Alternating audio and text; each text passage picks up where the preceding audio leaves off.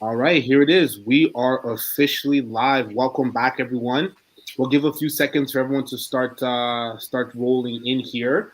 But regardless, I want to start off with a very very small introduction. We're back with Broken with CK, episode number 6. All right, we have a lovely couple out of Ottawa, investors, wholesalers, and YouTube phenomenons in the near future. All right, Yes. Leonard and Sarah, welcome. Thank you for coming on. It's a pleasure. Yeah. Thank you for having Yeah. Thank us. you for having us.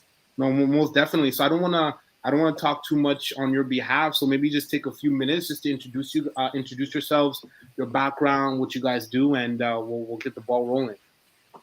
Yeah, so just a little bit about us. You said it a little bit. We are real estate investors right here in Ottawa. We've touched on multiple real estate investing strategies in the past, such as wholesaling, burring.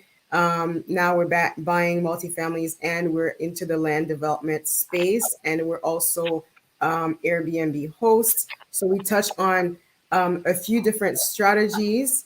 And aside from real estate, we're just your ordinary couple. We're parents. We're I don't know what else. What else? Well, like I work for the federal government. Sarah's a speech language pathologist by trade. Yeah, and then we're just a normal couple. We met here, got married here, and we definitely like to invest in Ottawa. Right. There's so much growth that's going to happen in the next couple of years, and then we're aware that the city is really wanting to provide more housing to the influx of people that are going to be coming into the city. Yeah, and then we just want to be part of that development. No, that's amazing. Wow, with all the things you guys do, I'm surprised there's enough hours in the day. That's There isn't. There That's the isn't. thing. That's the thing. You see these? You see these in the bags? There really isn't. So, and myself, I had a weird entry into real estate. I know you guys are still really in the infancy of your business, but you're doing extremely well and have done quite a bit. How I guess what was the start of real estate for you guys? What made you guys decide to jump into this space and kind of take it on by the horns? Well, like as far as the first part of your question, that what really started for us is the fact that we got married, and instead of doing what normal people do or regular people do, we didn't necessarily go for the bigger house right away. Hmm. The house that we had was more had more enough space. Instead of buying something bigger, we decided to buy our first multifamily, and we went in there very very I guess a little naive, Just little knowledge at the very time. little knowledge. Like for us, our only interest was the fact that we want something that was pretty much turnkey and close to downtown Right. at a reasonable price. Yeah, and at that point we were thinking Airbnb, Hmm. so which is why we were thinking downtown. So we purchased it at a decent rate, and definitely not a discount. But if you take a look at it today, I guess you could say it was at a discount. Hmm. Of course. Um, and that sort of opened our eyes to the possibilities. A couple of years later, we really decided to invest in ourselves, got some coaching, and then really saw that what you can do, how you can leverage other people's time, other people's money, to be able to grow a lot faster, which is what we did. Nice, nice. So you got into the multi-unit. That was your very first purchase, right? And did you do the house hack more or less? Live in one unit, rent out the other, or was it just straight multi-unit and you guys were still renting? Yeah, straight multi-unit. We were just renting it out. We inherited a tenant, and we put another tenant in there. We were still very comfortable in our house at the time, so we didn't Yeah. feel the need to move. So just rented it out. It cash flowed a little bit. And the beauty of that is, although we didn't have a lot of knowledge, just to kind of fast forward to how we got into the next deals, it appraised at it gained so much value that we were able to do a perfect burr about a year after. So we're like, oh, wait a minute, this is a cool strategy. So we did a burr without really knowing what a burr Hmm. was, Exactly. Yeah. and that allowed us to get into other deals.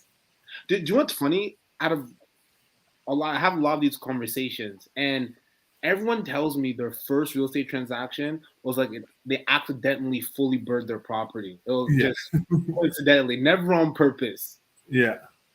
That's amazing. So you got the multi-unit, you fell into the burr, and is that what led you into your next deal, or was it mentorship first? Mentorship Mentorship first. first. Yeah, Mentorship definitely first. mentorship first.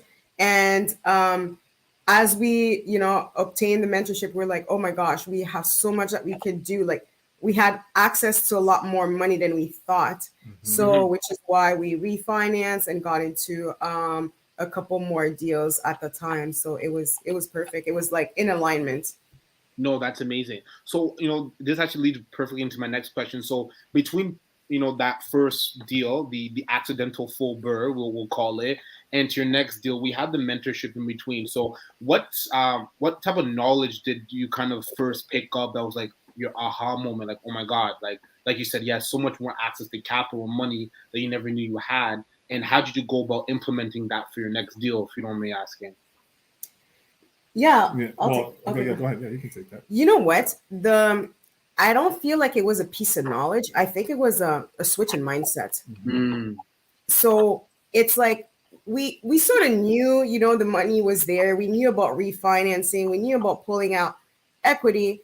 But when we got the coaching, the first thing they talked about is the abundance mindset and financial freedom, and not necessarily following what everybody else is doing, actually building your own wealth and retiring early and all of that, and not being scared of taking calculated risks. right. So I think at that point, the knowledge that we had, we started using it, along with obtaining more knowledge. But once we got that switch in mindset and we surrounded ourselves with people who were, seeking financial freedom, that's when we were like, wait a minute, we need to be part of that group, and where financial freedom, wealth, leave generational wealth is normal. And Yeah. for us, it sort of like gave us permission to follow that path and utilize the knowledge that we had in order to get more properties.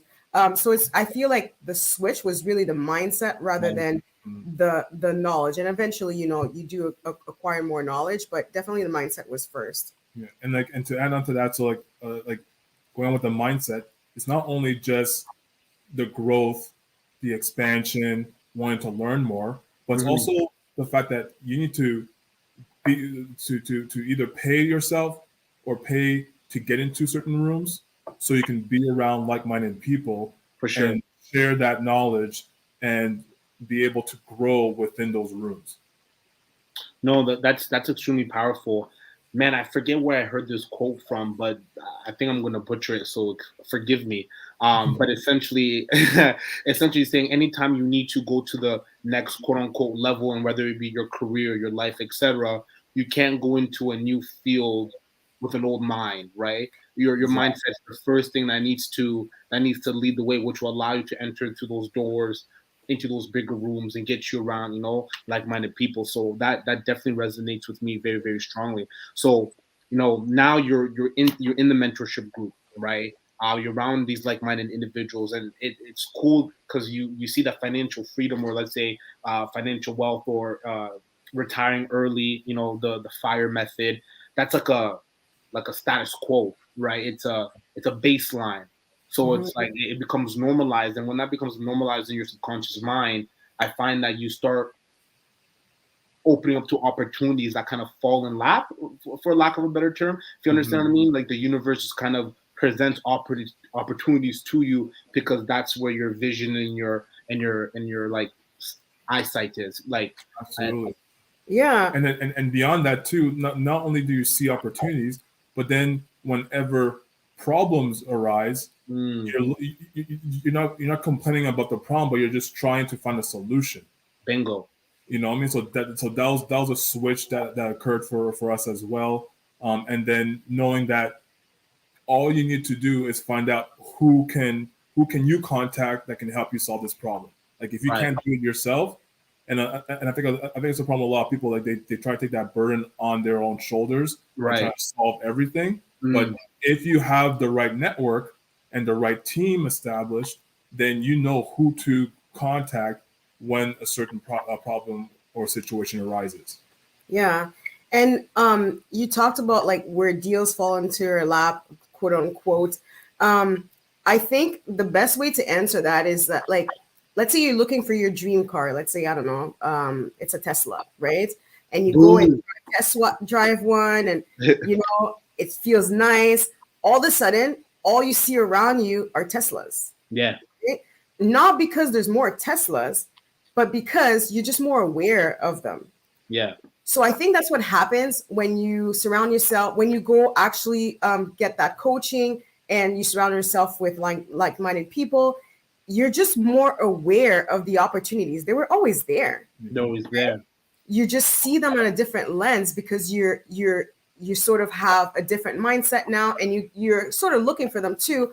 But it's like, oh wait a minute, you know, you walk around and you see a house that's run down a little bit. That's an opportunity.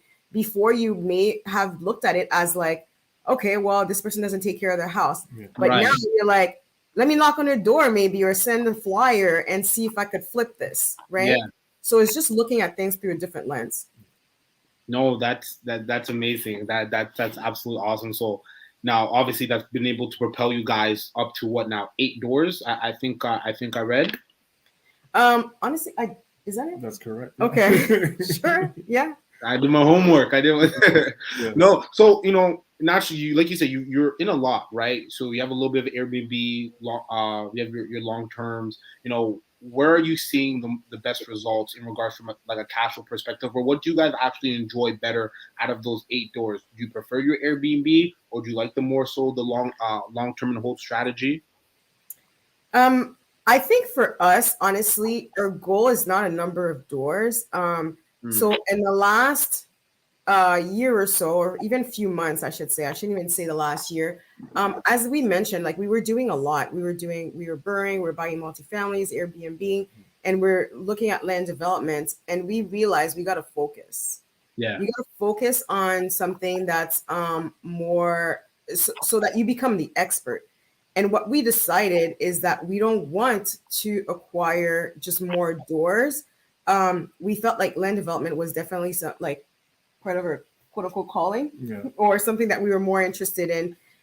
So now that's what we do. Like our current project is a land development project, and we're closing on the land to build a 60-unit mixed building soon. So, and to us, it's not the number of doors really. It's just like, okay, creating revenue, and also how is that going to lead to the life that we want by doing something that we enjoy. So that's sort of how we look at it more. And acquiring doors was never like the quote unquote, you know, I know a lot of people come in, they're like, oh, I want 100 doors, and that's fine. But for us, we're like, how can we live this life by doing something we really enjoy? And that's how we've been looking at it more. Now, mind you, we still want to acquire more doors. Okay. Yeah. But we definitely do it in a different way, where if you can look at a property and see like there's a single family like a dwelling there initially, then hopefully we can tear it down, build like something like 10 or 20, and then maybe go to full construction and actually own those 20 doors. And now you have like a brand new property that initially was 1, and then we were able to, you know, 10x it or 20x it to whatever size it is now, and then we could, you know, do the whole strategy as far as like getting new tenants in, and then generating some revenue, getting the nice cash flow, and then holding on to that property, refinancing it every 5 years. Right. You know, so like our lens has definitely changed us on how we acquire, how we want to ideally acquire to get some multifamilies. Right, in those doors. Do you know what? It's weird. Not weird, I should say, but over the last like 2 years, because I find that financial wealth and finances became very popular. Let's say over social media, and there's this rave about how many doors I gotta get my next door. Yeah. And I didn't understand because, you know, obviously being a mortgage broker, I'll see people with doors, but no cash flow. I'm like, well, what's the point? The Yeah. doors isn't feeding you. You know what I mean? Like, so I didn't know where that came from, but it's interesting you guys say that because I've never really understood. Obviously, it's very good to have a large portfolio, but at the same time, you would assume, by assuming debt, you want to also have at least some sort of cash flow revenue to service that debt, right? At least that would be the whole point. Exactly. So as much as when we got coaching initially, it was mostly about the mindset and the growth and getting into those doors. For us, at least when it came to analyzing and underwriting these deals, right, it gave us kind of like more knowledge on how to properly analyze a deal to get the proper cash flow. Because a lot of times when people calculate the cash flow, they tend to forget that, well, you have to account for vacancy. yeah, You have to account for a capital reserve. yeah, You have to incorporate property management, unless you're going to do that yourself too. But I know for most investors, eventually, if they're active initially, eventually they want to transition to being a passive investor, having their properties and their money work for them. exactly. So when doing those analysis, then we realized that half of these so-called deals that are out there aren't really deals because the properties aren't cash flowing. Exactly. So it's like so at least what's been interesting for us is being able to look at a property and actually being able to analyze it to see if it's something that's worthwhile to even invest in. No, for sure, that totally makes sense. Now, man, I want to touch on this a little bit later, but we already started talking about it, and I've been so eager to kind of jump right into it, and that's land development because, personally, I just feel like that's my niche right there. Like I just feel like land development is my calling, so that's why I really want to have you guys on to kind of speak to it from a firsthand experience. Now, for those who are watching now, who are going to be watching on the replay, not a lot of people know what land development is. So I was hoping you guys can maybe just break that down to the bones, just very basic, and we can get a little bit more complex as the conversation goes on. Okay. Well, go ahead. You can go ahead. So land development, I guess if I could put it the most simple way, is by basically finding a property or a land. You're typically buying more for the land, and rezoning it or finding uplifting, I guess, the land by either rezoning or tearing down what is currently there and building something that has more value. So let's say it's a single family home. You want to go to the highest and best use. So maybe it's zoned for a fourplex, but it's single family home. So you're basically changing either the zoning or just the design. Maybe you're going to the city, applying for a new, like different setbacks or different permits to be able to build that fourplex. And that could look like so many different things. You could actually get the permits and sell it off to somebody who's going to build it, or you could get the permits and actually go to all the way to the building phase and then paying off your investors and then keeping it. So, I mean, in a nutshell, that's what it is. Just basically taking a land that has a property on it or not, and finding the highest and best use of it, and getting the permits so that it can be utilized for that best use. Wow, so much to unpack there. So you said something interesting. So essentially, I find the land. All right, you're saying that you don't have to take it all the way to the building phase. As long as you get the permits, you can essentially flip that to a builder who could want to then take care of the rest. Exactly. You can literally uplift the property by either amending the zoning or creating a site plan, which will allow you to build this for site plans. It's 4 or more units. And if it's lower than that, then all you have to do is just go to the city with your plans of what you want to build, and apply certain variances if you need to Right. really maximize the lot size. Or if you're doing something where people also assemble land, like a lot of times people are really big on severing land, like having a big acre lot and cutting it in 4. But you can also, if you have some deep pockets, you can bundle up or assemble 3-4 lots together and then build something big on that as well. Wow, this almost feels illegal, to be honest with you. But people have been doing it for so long, and like if you and like once again going back to like noticing, going back to Sarah's analogy of like once you're driving, say you want to drive a Tesla or own a Tesla, and then all of a sudden you see Teslas. Now every time we drive around, we see all these developments everywhere, and we're like, okay, we see what happened here. Yeah. Oh, that's going on over there, and like and then you're definitely more aware of what's going on, and not only that, but then a lot of people are actually in this game. Yeah, and you're just more aware of the opportunities that are around, right? You see a lot, and you're like, right away, you're not looking at the house, but you're looking at the size, and then you're looking at the zoning, and then you're looking at the official plan and the secondary plan. So they're all things that you have to get familiar with, and it's available to the public, but you just have to know where to look for that information. Right. And it's definitely a lot of reading, but you just have to be dedicated to find the right information. Yeah, no, that's I'm still flabbergasted, to be honest with you, because I'm like, the person who actually doesn't want to build or maybe doesn't have the contacts or the network, if they just put in sweat equity and let's say they find the lot, get the zoning, get to rezone or the variance passed, do the dirty work, which is pretty, I would say, in terms of from a cost point of view, much cheaper than actually doing the whole build. They can just flip it out to a builder and let him. Wow. Yeah. If you don't mind me asking, is there, maybe based off your experience or what you've noticed in the industry, is there a good spread on that? Like, is someone willing to pay, like is a builder willing to pay top dollar because you've already done the dirty work for them, essentially? Well, I don't think it's that, like, they'll pay the fair price. It's you who has to get it at a discount. Yeah. So you got to do your numbers off the bat. So you're not hoping. It's kind of like the market right now.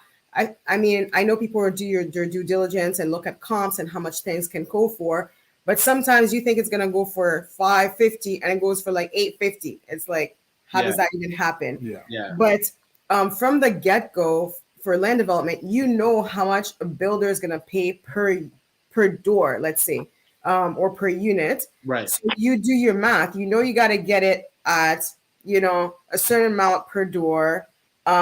And then you're going to put X amount to get the permits, and then you know how much they're going to buy it for. So that's your spread. So you just want to make sure that you meet their end goal, and by meeting their end goal, you also have a spread where you can make money. So it's not that, like, just like anything, you're not hoping that a builder is going to buy it at you're not hoping, you're just calculating based on what you know they're going for, I guess, if I could put it that way. No, that totally makes sense. That totally makes sense.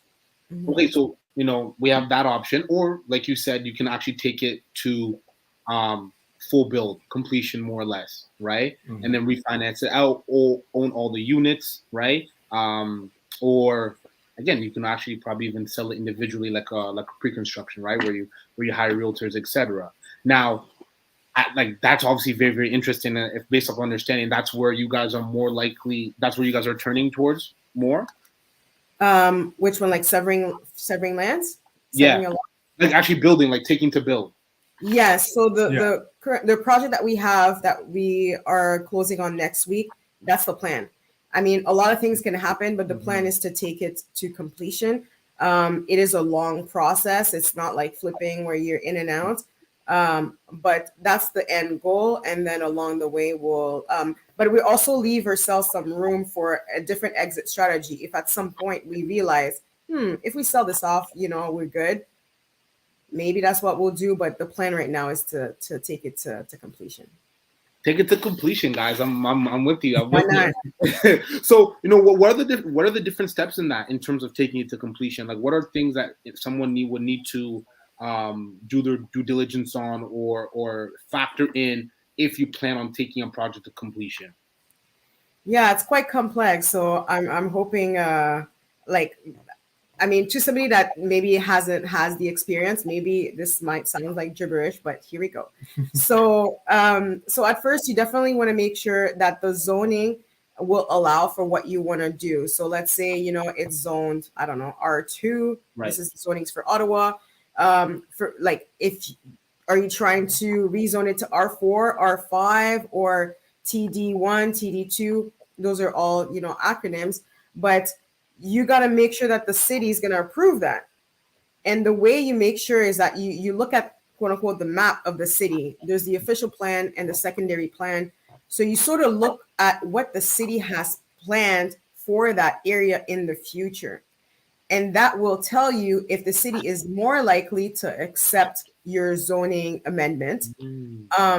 So part of your due diligence is, prior to waiving your conditions, you're contacting the city, you're meeting with maybe a development officer, you're getting a pre-consultation meeting just to see, like, okay, this is what I intend on doing with this lot. Would you guys be in favor?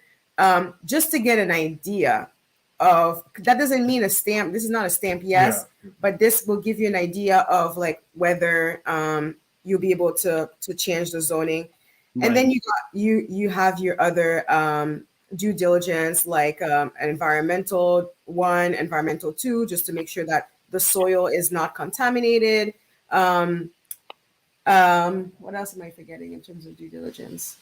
You're getting your appraisal, obviously. Yeah, getting your survey. Yeah, and you also want to make sure if there's a property on the lot, because not all the lots that are available are vacant, you want to make sure that you can rent it to bring in some revenue, because you're going to have a mortgage, right? And where is that those payments are going to come from? They're going to come from, hopefully, the tenants. Right. So you still want to make sure that you're buying something that's bringing revenue. Right. And if it's a vacant land, you got to be creative. Like, how are you going to bring in that revenue to pay your investors or to pay the mortgage? So those are just a few things that are part of your due diligence when you analyze a land development deal. No, that's amazing. And, obviously land development deals cost money. It's not like your typical residential financing. Naturally, unless you're able to fund the whole thing yourself, which would be great. I would say help me out too. What are we doing for capital? Is fundraising? I'm assuming is what's happening, not only for your deal but the majority of land development deals. Mm-hmm. Like, I think once you're a real estate investor, like you always come to a point where eventually you run out of your own resources. Yeah. And if you're gonna scale in any way, you have to learn to either partner up with people or raise capital. Right. And specifically for land development, I just want to get an understanding, obviously, for people who are watching, who would watch on the replay. What are the numbers? Are these like $1 million deals, $3 million deals? Because land is, especially in Southern Ontario, it's not cheap. Exactly. Yeah, I mean, not necessarily at all, because I think sometimes you're buying like a triplex, right? It's just the lot is huge, so the seller may just sell it to you as a triplex. So you may be looking at anywhere from 800, 900, or hopefully not $1 million. You negotiate your price, but I would say 700 to 800 would be a good price to get into a deal like that when you have a large lot. So you're not looking at multi-million-dollar deals, at least for like in this city. You can definitely find something under $1 million, and on that, if the lot is large enough, you could probably build a 40 to 60 unit building. So you're always looking for the size of the lot, but they're not necessarily like $1 million deals as most people may think. Man, I'm trying to think. And this is where my spatial awareness may be off, because I'm thinking a triplex turning that into a 40 unit building. Like, this triplex must be on a massive lot. Yeah, maybe like, I don't know, 27,000 square feet or 20,000 square feet. Something like that, like decent size. Like, it's not an acre, right? It's less than that. But I think people underestimate how much of the land you could use to build a building. Like, you can use a lot of the land and not leave much room on the, I guess, in the surroundings, I guess, if I could say it like that. So you can really try to maximize that land to build as much as possible. The city will have rules how much, land you need to leave for parking and landscaping and all of that. But yeah, 20,000 square feet, you can definitely, build something like a building for sure. Yeah, and like just like Sarah alluded to, like you really need to get specific as to what the city is in favor when it comes to high density development. So if you're around certain items or certain locations, like whether it's like if you're close to a school, a library, close to a lot of amenities, then you tend to have a little bit more of higher density within those areas. Right. So knowing that, then you can, as Sarah was alluding to, target a lot that's like either like 50 by 100 or 50 by 150, and depending on the zoning, of course, and if you're able to amend the zoning to fit whatever you want to do, then you can try to get the highest density to produce a building of the highest and best use. Right. Wow, that's amazing. Okay, now with obviously with all the moving parts to land development, specifically, you guys are the power couple here, the Michelle and Barack. Well, how do you guys divvy up the roles, right? Or like, what do you? Because I'm assuming you guys do essentially what you guys do best, or feel like you like doing the most, right? That's exactly, like we definitely gravitate to certain roles. I tend to gravitate towards building those relationships and like raising capital. Yeah. Sarah's really good at being organized and at like going through the details and communicating back and forth with the city, and then also dissecting documents as well. Like she's like I'm kind of like tooth and nail. I kind of the bookkeeper. Yeah. And I'm also the person who basically gets the approval and communicates with the planner, the city, make sure I keep them on track because, sometimes they're like, oh, it's going to take 2 weeks and then 3 weeks go by. And you're like, where's my email? So I'm that person. I like to just sit at the desk and send off emails and to get the permits. And I like Lenard to do the legwork in terms of raising capital. That doesn't mean like I'm very present in on her social media and also on her calls because I do believe like our couple is a brand. However, it's not always possible, and I don't want to always duplicate the work. If Leonard's got something and he can handle it on his own, I'm like, go ahead. I'm just gonna take it. No, so I know, and this actually segues perfect into this point. You really branded yourself as a real estate couple, and I love it. And you launched the Same Page podcast. What was that something you guys have always wanted to do? Because obviously, I feel like with social media, you really only see the best of relationships, and be able to relate to someone. Marital problems, relationship problems. Was that something you guys have always wanted to do, or did that come out of real estate? No, so that's kind of a loaded question. So initially, that was almost kind of like a project that we could do together, and it kind of stemmed from us not being able to communicate well early on in our relationship. And like one thing that we really wanted to touch on is the stigma of getting therapy, getting marriage therapy for counseling or marriage counseling. Sorry. Yeah. And how there's such a stigma, especially within our community, that obviously everything is rosy once you get married, and once you live and once you move in with each other, you automatically blend and everything's rosy. I'm like, but that's not the case. And like, if that's your situation, great. But at least for us, that wasn't our situation. We're like, wait a minute, they lied to us. And what's going on? So initially, so once we started seeking counseling, then we started the page just for like a project for us to do for one, and it forced us to communicate, to have those tough conversations. And I know like Sarah definitely wants to go into like deeper and more serious topics, and like I'm still, as much as I'm out there, but there's still a part of me that's kind of a little reserved as far as Right. like how much are we going to share. But we've shared quite a bit because we've discussed our infertility journey as well.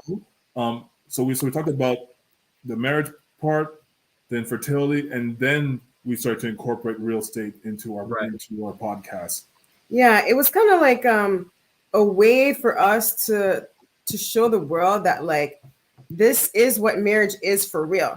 Like this is not, rosy. Like Lenard said, we're talking about different topics that are a little bit taboo, and eventually, like since we're putting like our couple out there, what we were doing, and then we were starting to do real estate, and so we incorporated real estate. So it's almost like our lives sort of thing. Obviously we don't show everything, but of course. Yeah, it's more like follow us on our journey to whatever we want to go.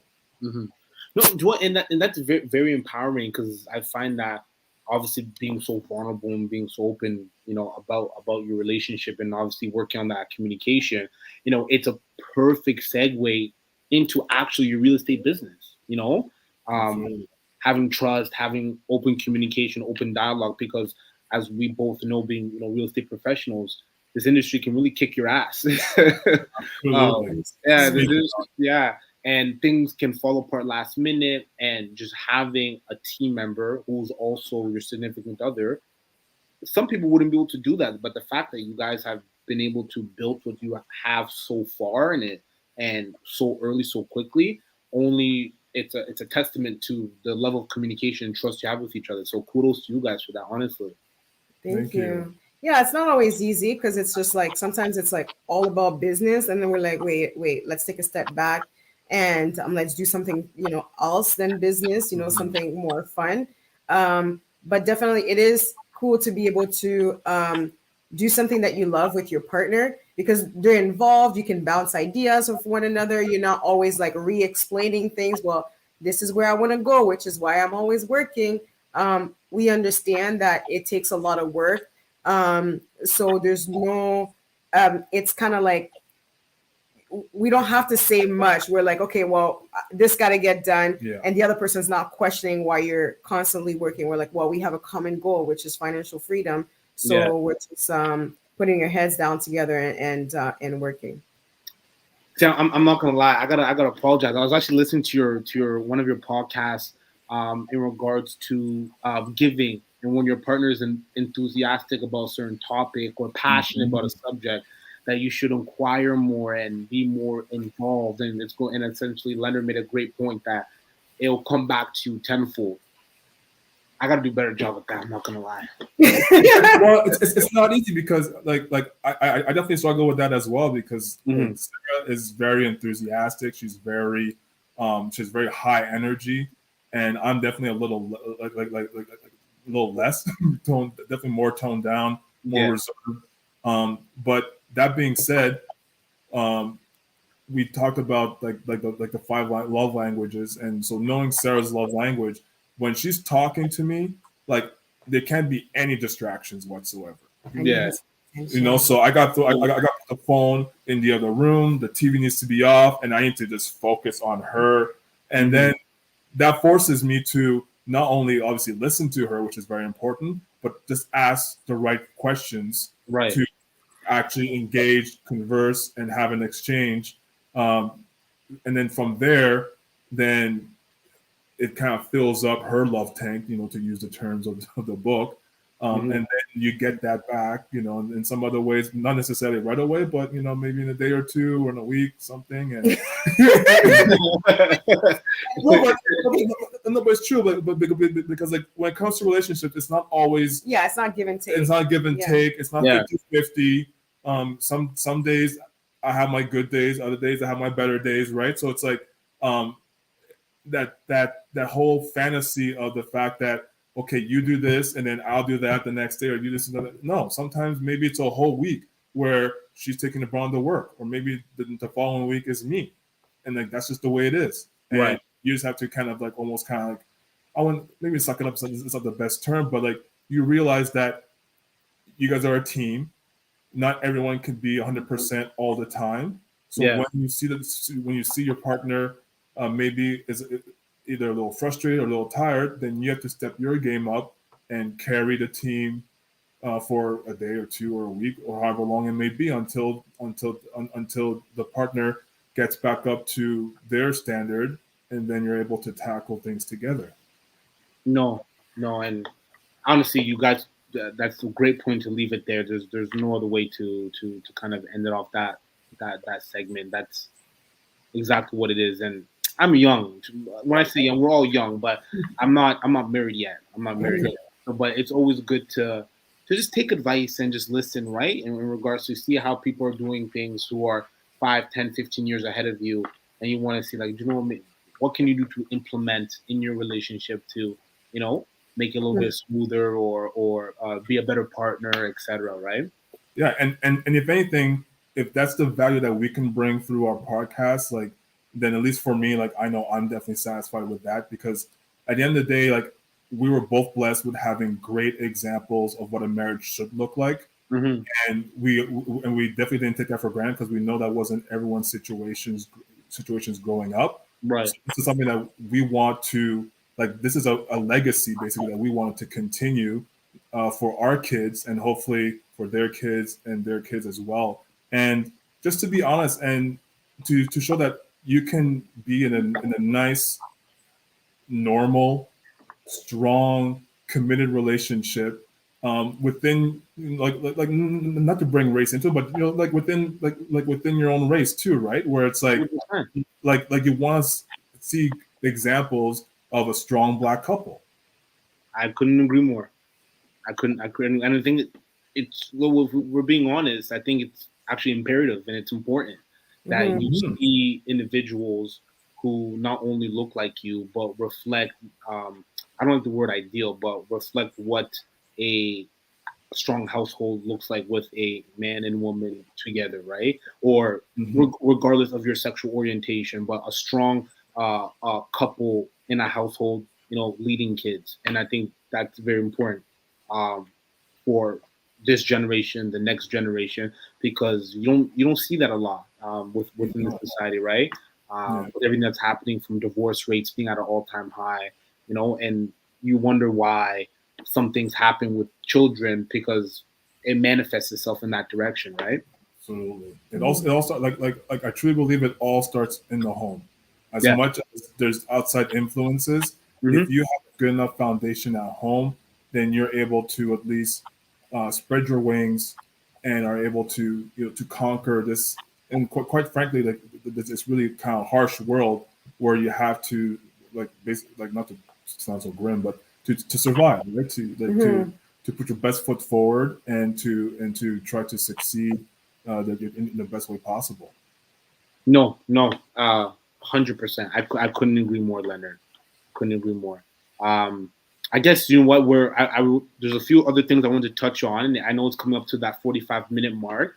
I guess what's next for you guys? You guys are doing everything, right? I guess in the next 5 years, where do you see yourselves? Ideally, where do you guys want to be, and what are you guys doing right now to make sure you guys get there? I think in the next 5 years, it's definitely building a team. As much as, like, right now we're doing a lot, but we're also like we're in the business a lot. You know, we do practically everything. We do have a social media sort of manager that helps us out, and I had an assistant, fired them. Now I'm looking for another one. So it's really finding building that team so that we're working less or we're working smarter. We're doing the things that are just that we want to do, first of all, and that are just high level. We're not going and doing every single thing. I think that's what's next for us. So we have more freedom to spend time with our family, do travel, do the things that we want. So that's where we definitely see ourselves in 5 years. And from there, I think it'll be a lot easier to grow, right? Once you have a team and you're not doing so much, you can grow exponentially because you just have more time, right? So that's what we're working on right now. still looking for deals, still acquiring properties, but really, it's really developing that team to help us really grow the business. No, that's amazing. I like that. Leonard, anything to add on to that, or? Of course. So like, also one thing that we want to do, and like now mind you, we're constantly doing this. It's just reevaluating our goals. Like we still can't have the same vision, but sometimes as you actually walk the path, things shift. You have to adjust. So Right. just revisiting that, setting new goals, having different certain expectations, and what I alluded to earlier, like now we're very active in our business, but eventually we want to be passive, and we want to enjoy the time with our family, with our kid, and then basically have the flexibility to come and go when we please, and to basically do what we want. No, and ideally that most investors, you find that most serious investors that you talk to, that's ideally the goal, right? Very active in the beginning, and then slowly hire the right team members to kind of take over those active duties. That way you're more of an overseer and you're just passively kind of working that way. Again, life isn't just about working. You actually want to be able to spend time with your family, kids, travel if you like to travel, and things like that, right? Exactly. And then if anything from this pandemic, and obviously it's been like very horrific for a lot of people, and Right. it's kind of like put a halt in some people's lives. But that being said, there's a lot of people that really expanded and really grew exponentially during this time as well. And if anything, it kind of gave us a time to reflect on, to be thankful for one, for what you have, especially your health, and for two, to put more value on the simple things, just like spending time with your family. Yeah. Like some people didn't get the chance to do that during this time, whether their family were in an elderly home or they were in a different province or country. And then obviously with those restrictions when it came to traveling, then people were forced to just do other things as far as like, FaceTime or Zoom. But like, we're meant to have that interaction. We're meant to to live in a certain community where there's that exchange and all that stuff. So that's where at least I value most of my time is during those exchanges. Obviously, we all have to work to make a living, but I want to spend most of my time with my family. No, and you know what? There it is. That was awesome. Honestly, guys, I want to thank you. Like this, the reason why I started this is, yes, I'm a mortgage broker, but I always tell people that I do mortgages part time, but I like to build relationships, and brokering with CK was just another platform, because you realize the more people you have in your contacts, the more relationships you're able to broker. Like Leonard said in the beginning, it's not about essentially wanting to do everything yourself, but maybe you're stuck on a situation, you don't know how to get out of it, whether it be relationship problems, real estate. If you know the right individuals in your network, the right contacts, they could help you provide that solution, right? And it's a skill that can be used across all industries. So thank you for that. Now, obviously, we do have a. Sorry, go ahead, Sarah. You want to add No, I something? was just saying our pleasure. It's our pleasure to share that with you guys. No, I appreciate it. Now, we do have a lot of investors that do watch this on replay, and I want to give them the opportunity to be able to reach out to you. I know you're fundraising a lot of money for a couple of the land developments coming up in the future. Let them know how they can get in contact with you, right? And see if anything can be done there, or if anyone wants to reach out to you guys, whether it be for the relationship podcast you guys have up on YouTube. How can people get in contact with you guys? For sure, I think the easiest way is through Instagram, and it's right here on the page, same page with Leonard, Sarah and Leonard. If not, you can reach us through email, slsemajuste@gmail.com. All right, there it is, everyone. Thank you again, Sarah and Leonard. I appreciate your time. This is episode 6 of Brokering with CK. You definitely want to be able to watch the rerun. And I look forward to hopefully connecting you guys in the near future, maybe in person. I have a few things up in Ottawa that I'm excited to reach out to. So I think we'll definitely be in touch. So thanks again, guys. Thank It you. was our pleasure. Thank you. Awesome. Enjoy the rest of your night, and we are signing off.